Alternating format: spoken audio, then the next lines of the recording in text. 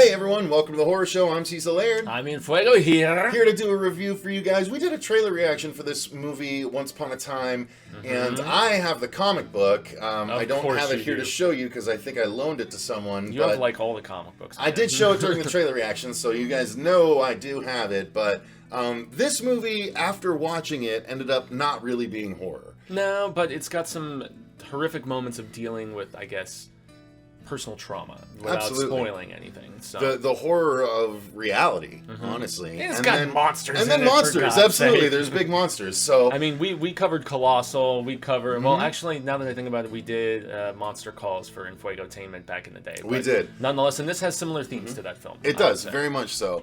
But this is I Kill Giants. Damn right I do. And it is based on the comic book right here by Joe Kelly. And who's done so much stuff. I mean, I was looking at his resume between all the Marvel stuff from Spider-Man to X-Men to, Fantastic Four, and then he's done some Superman stuff. He's done Green Lantern stuff. And he also did that Elephant Man that we were just looking at. Literally, Fuego looked on my shelf. Oh, that Elephant Man looks interesting. I'm like, oh yeah, that's about this. I have like the first 6 big hardcovers of it. Yeah. Turns out Joe Kelly's behind that too. Yeah, so he said he's done the paycheck work with DC and Marvel, but then he has his IPs on Image, which is where lots of people with their own, like creator-owned type content love to go to Image with it. Because they get to maintain the rights.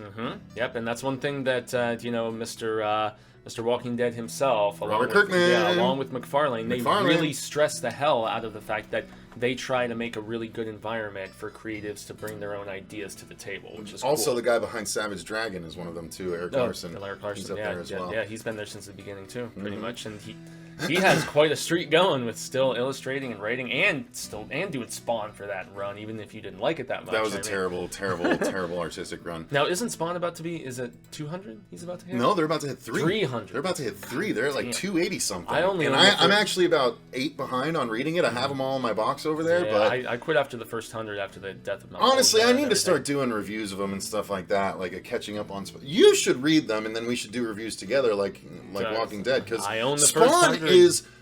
Then we absolutely should, because I've been wanting to reread them when and I go showed through you them again. all of the Spawn stuff I had from Blood Feud to all the different series. Spawn and is so and good, and then you could borrow my next 180, and we could go. You could finally catch up. I have just so you guys know, I have every appearance of Spawn. We are way off track. I know, way off track. I talking was about looking a different at Spawn Image comic. Anyway, Image Comics though, and I Kill Giants. I Kill Giants. Now, Image Comics. This is much more of a drama with fantastical elements. How is the tone of the comic in comparison with the Very similar. Okay. Very similar tone. Joe Kelly writes the screenplay for this also, which is one thing to keep in mind. So hopefully it wouldn't be too drastically different. So let's go over our overall thoughts. I loved the movie. It's great. It's fantastic. It is a tearjerker at times. Yeah, I got the feels that my face was wet, man.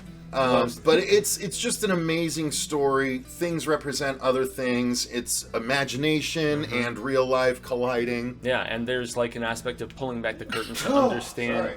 There's an aspect of pulling back the curtain to understand the full extent of the affliction, and they keep it vague enough for a while, and yet the duality of the meanings and stuff it's relevant on both sides. I mean, this is a very well thought out story. I must say, it truly is. A girl that is afraid of her own upstairs can fight giants. Yeah. And that all ties together. Like that's the long and short of it. And she's very conflicted. You can tell she's rebellious, but she's supremely intellectual. And she, when talking with a very, very good Zoe Saldana as her counselor at the school, who's new Zoe to the Saldana of the Gamora Avatar. Obviously, she played Gamora in Guardians of the Galaxy. She was in the Rosemary's Baby remake on TV as well. I did not realize that. Yep, she played Rosemary in that. She's been in a lot of stuff. Obviously, she shows up as a concerned a school staff member. Yeah. But basically, the long and short of the story is she in high school or is it grade school? No, still? She's high school, she's right? in high school, and the older sister, played by Imogen Poots, is basically the older sister trying to work and support the family. There's the brother. There's Madison Wolfe from Conjuring 2, who plays the lead in this, who is tremendous. Her acting is It's three kids having to live for themselves, and you don't exactly know why. They don't give you all the details. They keep it vague. Parents are otherwise indisposed, and so you're following this young girl who lives in seemingly her imagination, where she has gone all around this coastal town that she lives on. Beautiful cinematography and scenery. Shot. The cinematography was gorgeous. They live right on like the pier. It's got to be like Maine, right? It's got to be. I got that vibe. It's got to be, right? Yeah, okay. Because they're like right on the rocks, New England, on the for ocean. sure. It's New totally England. New England. Yeah. And so she goes out and actually sets traps and lures. Elaborate traps and lures for giants. Traps that will kill. Traps Genuinely. and giants that, spoilers, we see. Yeah. We see these giants, and it's really cool. And even early well on. done. And even early on, you see like a disemboweled like deer that she presumes has been killed by a giant and stuff. And so, I mean, this British friend of hers that has just moved to the town, the new girl who she makes friends with, she's like, oh, I like the way you talk and so on, and she says early on, so cute. She says it's early a on, cute of friends, big time. But she says early on that she doesn't really like people, and she really doesn't like stupid people, and those are the ones that she feels more inclined to like just devalue and talk down to. And she's not like a fearful nerd type. She is like, I will stand up to the bullies, even though her sister kind of thinks otherwise, and her sister is dealing with being bullied by her boss, and so there's all these different dueling dynamics of that. Excuse me, but they strike up this friendship, the new to town British girl, and this very whimsical. It's funny the look of Madison Wolfe's character with the ears and stuff, because I was immediately thinking Bob's Burgers, but this preceded Bob's Burgers. Oh, it very much preceded Bob's Burgers. By a number of years. But this is the artwork from the actual comic. This is our main character who wears the ears, and they have her wearing the ears in the movie. I guess I should try and find a screen grab of the movie. Oh, it's super cute though, and yet she has an edge to her. You can tell that she has a chip on her shoulder, and there we go. And she's very much dealing with everything here in her own angsty way that you would anticipate from a teenager. And but the performance is terrific, man. And I have to say the dynamic with her and the British girl is also very solid and spot on. Yeah, you can take a little peek ski there. Make it a little smaller and have a little side to side comparison action. There you go. So they gave her the ears, and the glasses, and sort of the little satchel that they do so much cool fantasy style stuff, where even her satchel has a name because it has to contain a weapon of great power. Yeah. And it's like, this is a girl awesome. That is knee deep in all of this lore. She's trying to like entice her siblings to play D&D with her and all this different stuff. And so yeah, she knows her stuff, and they write her very well as far as not just being like a passing nerd. You can tell Joe Kelly knows his stuff within that fantastical realm, and he translates it very well to this character. Absolutely. Yeah. Absolutely. Honestly, this movie is just so... Here's the thing. Make sure you're in the right mindset for it. Yeah. It's a bit heavy. It's fantastical, it's heavy, it's a drama involving teen angst and heavy family issues. Yeah. And you will cry by the end of it. Yeah, I mean, anyone that cried in this movie, raise your hand. I've been in cry mode since Hill House, though, so it's like a lot of the. Well, I saw this months before Hill House. Yeah, and true. I didn't cry in Hill House, so I cried in this for sure. But not honestly. A Monster Calls, I cried more in that. Yeah. That's the movie I've cried the most in. It shares a lot of similarities in tone. Previously, it was Green Mile, but now A Monster Calls is the one I've cried the most in. Great movie. Both of these movies are great, though. Even though they share similar sensibilities, but this one.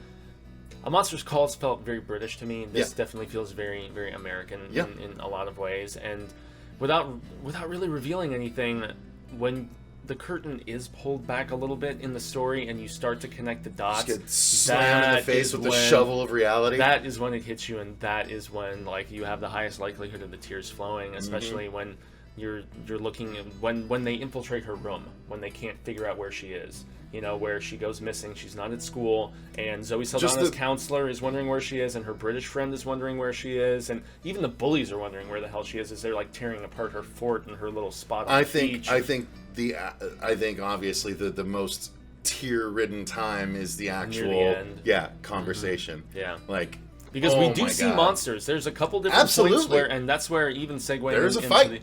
Where she's running through that area and she's like booby trapping the train and all that stuff. And I mean, it's so good. I really right? like this movie. It's so good. Lot. It's one that I just want to have on my shelf because you never know when you're going to want to be like, this was just something so different and so full of heart. Yeah. And just something like this is something you want to experience with your significant other, your family if they've never seen it. I was going to say children. Like, absolutely. Even though it's PG-13 and there's some language and there's stuff like that here and there, I'd say you could show this to like an 8, a 10-year-old and stuff, and they would hit them.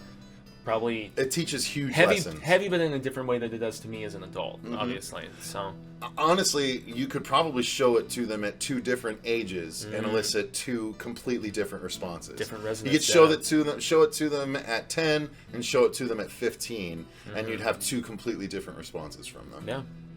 I loved it. I absolutely loved it. Yeah, and when we do finally see monsters and to talk about the effects, they look pretty damn good. Fantastic effects. They're on par with Monster Calls and Colossal, the different movies that we've mentioned here in this, and the designs are kind of similar, with some of the horn stuff and whatnot.